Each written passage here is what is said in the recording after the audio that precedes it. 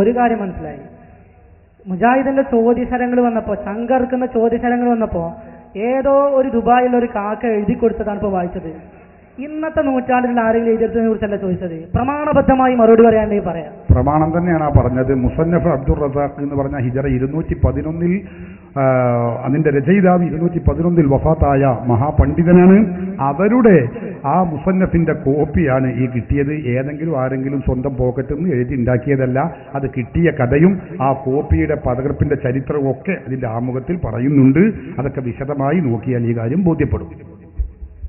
മുസന്നഫിൽ ആദ്യം ഉണ്ട് എന്ന് പറഞ്ഞേ, പിന്നെ പറഞ്ഞാൽ മുസന്നഫില്ല, പുതിയ കോപ്പിയിലില്ല എന്ന് പറഞ്ഞു. അങ്ങനെയല്ല, മുസന്നഫിൽ ഉണ്ട് എന്നേ പറഞ്ഞത്. പക്ഷെ നിലവിലുള്ള കോപ്പികളിൽ ചിലതിൽ അതിന്റെ ആമുഖത്തിൽ അത് കണ്ടിട്ടില്ല എന്ന് അത് പ്രസിദ്ധീകരിച്ച ആള് തന്നെ പറഞ്ഞിട്ടുണ്ട്. അങ്ങനെ പറഞ്ഞത്. ഇപ്പൊ മങ്കൂസ് മൗലൂദിന്റെ കാര്യത്തിൽ ചോദ്യം വന്നപ്പോ ഇപ്പം പുതിയതായി എഴുതി കൊടുക്കുകയും മങ്കൂസ് മൗലൂദിന്റെ കാര്യം ഇപ്പൊ മാത്രം ചോദ്യം വരാൻ തുടങ്ങിയതല്ലോ. മുജാഹിദ് ഉണ്ടാക്കി അന്ന് മുതലേ ചോദ്യം വരാൻ തുടങ്ങിയിരിക്കണം. എന്നാ പിന്നെ അന്ന് തന്നെ ഞങ്ങൾ അത് അച്ചടിച്ചുണ്ടാക്കണ്ടേ? അപ്പൊ അത് കിട്ടിയപ്പോ തന്നെ ഞങ്ങൾ പ്രസിദ്ധീകരിച്ചത്, അതിന്റെ മുമ്പ് പ്രസിദ്ധീകരിച്ചിട്ടില്ല. ഇപ്പോഴാണ് കിട്ടിയതെന്നർത്ഥം. അതെ, കിട്ടിയപ്പോഴാണ് പ്രസിദ്ധീകരിക്കാൻ. അതെ, അതിന്റെ മുമ്പ് പ്രസിദ്ധീകരിക്കാൻ പറ്റൂലല്ലോ. കിട്ടിയപ്പോഴല്ലേ പ്രസിദ്ധീകരിക്കുക. അതാണ് സുന്നികളുടെ പരിപാടി. അതിന്റെ മുമ്പ് കളവ് പറയുന്ന പരിപാടിയില്ല. കിട്ടിയാ പ്രസിദ്ധീകരിക്കുക, ഇല്ലെങ്കില്ല. പക്ഷേ ഹദീസ് ഒരു കാര്യമുണ്ട്, നമുക്കിപ്പോ കിട്ടിയതാണ്, ഇതിന് മുമ്പ് ഹദീസ് ഇല്ല എന്ന് പറയരുത്. ഇമാം ഖസ്സലാനിയെ പോലുള്ള മഹാപണ്ഡിതന്മാർ മുസന്നഫ് അബ്ദുർ റസാഖിൽ നിന്ന് ഈ ഹദീസ് ഉദ്ധരിച്ചിട്ടുണ്ട്. ഇമാം ഖസ്സലാനി മാത്രമല്ല, പല പണ്ഡിതന്മാരും അവരുടെ ഗ്രന്ഥങ്ങളിൽ ഈ ഹദീസ് ഉദ്ധരിച്ചിട്ടുണ്ട്. അപ്പൊ ഹദീസ് ഉണ്ട് എന്നുള്ള കാര്യം ഉറപ്പന്നെ. അതിന്റെ കയ്യെഴുത്ത് പ്രതി കോപ്പി നമുക്ക് കിട്ടിയില്ല എന്നതുകൊണ്ട് ഹദീസ് ഇല്ല എന്ന് വരൂല. ഇമാം ഖസ്സലാനിയെ പോലുള്ള പണ്ഡിതന്മാരൊക്കെ അത് രേഖപ്പെടുത്തി വെച്ചതല്ലേ. നമ്മളിപ്പോ സമസ്ത വന്നതിന് ശേഷം വന്നതൊന്നല്ല.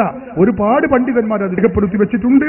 ബഹുമാനപ്പെട്ട ഇമാം ഖസ്സലാനി മാത്രമല്ല, അതുപോലെ തന്നെ അബ്ദുൽ കരീമിൽ ജീലി തന്റെ അന്നാമൂസുൽ ആദം എന്ന ഗ്രന്ഥത്തിൽ, അതുപോലെ ജവാഹിറുൽ ബിഹാർ എന്ന ഗ്രന്ഥത്തിൽ, അല്ലാമ ഹസനുൽ ബക്കരി തന്റെ താരീഖുൽ ഹമീസിൽ, ബഹുമാനപ്പെട്ട മുല്ല അലിയുൽ ഖാരി തന്റെ അൽ മൗലിദുർ റബി എന്ന ഗ്രന്ഥത്തിൽ, ഇമാം ഇബ്നു ഹജർ അൽ ഹൈതമി തന്റെ അൽ ഫതാവ അൽ ഹദീസിയ എന്ന ഗ്രന്ഥത്തിൽ, അതുപോലെ തന്റെ അൽ മിനഹുൽ മക്കിയ എന്ന ഗ്രന്ഥത്തിൽ, ബഹുമാനപ്പെട്ട ഷെയ്ഖ് ഇസ്മായിലുൽ ഉജ്ലൂനി തന്റെ കശ്ഫുൽ ഖഫ എന്ന ഗ്രന്ഥത്തിൽ, സഹോദരന്മാരെ അസിറാജുൽ മുനീർ എന്ന ഗ്രന്ഥത്തിൽ അല്ലാമ അഹമ്മദു ദിമസ്കി, എത്ര പണ്ഡിതന്മാർ ഇത് ഉദ്ധരിച്ചിട്ടുണ്ട്.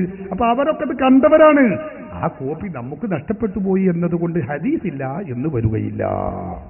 ഇപ്പൊ പറഞ്ഞ സുയൂത്തി ആയാലും ഇബ്നു ഹജർ ഷാഫി മൗലവിമാരാണ് ഹദീസിന്റെ പണ്ഡിതന്മാർ. ഇതിനെക്കുറിച്ച് ആരെങ്കിലും എന്തെങ്കിലും പറഞ്ഞിട്ടുണ്ടോ? ഇമാം സുയൂത്തിയെ കുറിച്ച് പണ്ഡിത ലോകത്തുള്ള ടൈറ്റിൽ തന്നെ എന്താണെന്നറിയോ നിങ്ങൾ? ഖാത്തിമത്തുൽ ഹുഫാസ് എന്നാണ്. അതായത് ഹാഫിളീങ്ങളിൽ നിന്നുള്ള ഏറ്റവും പിൽക്കാലത്തുള്ള മഹാപണ്ഡിതൻ എന്ന മഹാനവറുകളെ കുറിച്ചുള്ള ടൈറ്റിൽ തന്നെ ഏറ്റവും വലിയ ഹദീസ് പണ്ഡിതനാണ്. അത് നിങ്ങൾക്ക് വിവരമില്ലെങ്കിൽ വിവരമുള്ളവരോട് ചോദിക്കാനല്ലാതെ ഇമാം സുയൂത്തിയെ ഒന്നും കൊച്ചാക്കരുത്. കാര്യമാത്രം പ്രസക്തമായ വല്ല ചോദ്യം ഉണ്ടെങ്കിൽ ചോദിക്കണം.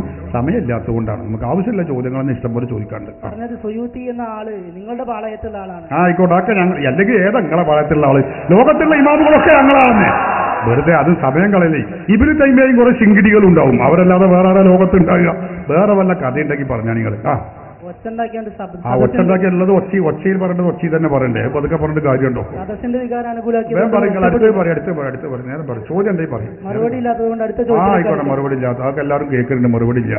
വേഗം പറയും. സംഗതി ചോദ്യം ഉണ്ടെങ്കിൽ ചോദിക്കാം, അല്ലെങ്കിൽ സമയം കളയും. മൗലിദുള്ള മറ്റൊരു കാര്യമാണ് എനിക്ക് മനസ്സിലായി ചോദിക്കാനുള്ളത്. അബ്ദുൽ മിസ്കീൻ എന്ന് തുടങ്ങിയിട്ട് നബിയെ വിളിച്ച് ഞങ്ങൾ അങ്ങയുടെ അടിമയാണ് എന്ന രൂപത്തിലുള്ള സംബോധനകൾ ഒരുപാട് കാണാം. നിങ്ങളുടെ തുഹ്ഫ എന്ന് പറയുന്ന ഗ്രന്ഥത്തിൽ തന്നെ പറയുന്നത് കാണാം, അബ്ദുൽ നബി എന്നൊരാൾക്ക് പേര് നാമകരണം ചെയ്യാൻ പാടില്ല. കാരണം അതിനെക്കുറിച്ച് ഷർവാനി പറഞ്ഞത് അത് ശിർക്കാവാൻ സാധ്യതയുണ്ട്, അങ്ങനെ തെറ്റിദ്ധാരണ ഉണ്ടാക്കാൻ സാധ്യതയുണ്ട്. അപ്പൊ അബ്ദുൽ നബി എന്ന പേരിൽ ശിർക്കാൻ സാധ്യത ഉണ്ടെങ്കിൽ ഇതും ആയിക്കൂടെ ഉസ്താദുമാരെ എന്നാണ് എന്റെ ചോദ്യം. ഇത് പറഞ്ഞ ഇമാമുകൾ ആരും ഇങ്ങനെ പറയാൻ പാടില്ല എന്ന് പറഞ്ഞിട്ടില്ല. അബ്ദുൽ നബി, നബിന്റെ അടിമ എന്ന് പേര് വെക്കാൻ പാടില്ല എന്നാണ് ആ ഇമാമുകൾ പറഞ്ഞിട്ടുള്ളത്. അത് നിങ്ങളെ ഓർക്കണം. റസൂലുള്ളാഹിനെ കുറിച്ച് അബ്ദുൽ മിസ്കീനു യർജു, നബിയെ അങ്ങയുടെ വളരെ വിനീതനായ ദാസൻ അല്ലെങ്കിൽ വീതനായ സേവകൻ എന്ന അർത്ഥത്തിനൊക്കെ റസൂലുള്ളാഹിന്റെ അടിമ എന്ന് പറഞ്ഞാൽ അതിലൊരു പന്തികേടുമില്ല. ഇതൊക്കെ സഹാബത്ത് പറഞ്ഞതാ.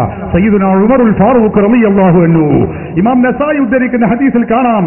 അവിടുന്ന് പറഞ്ഞു, കുൻതു അബ്ദഹു വഖാദിമഹു, ഞാൻ റസൂലുള്ളാഹിന്റെ അബ്ദായിരുന്നു, അടിമയായിരുന്നു. അതിന്റെ അർത്ഥം റസൂൽ അല്ലാഹു ആയിരുന്നു, റബ്ബായിരുന്നു എന്നല്ല. അതിന്റെ അർത്ഥം എന്താ? റസൂൽ പറഞ്ഞതൊക്കെ അക്ഷരം പ്രതി അങ്ങനെ തന്നെ ഞാൻ ചെയ്യുന്ന ആളാണ് ഞാൻ, അവിടുത്തെ സേവകനായിരുന്നു എന്നാണ് അതിന്റെ അർത്ഥം. അതുകൊണ്ടൊന്നും ശിർക്ക് വരൂല. ശിർക്ക് എന്താണെന്ന് മനസ്സിലാക്കുകയാണ് അതിനുള്ള മാർഗം.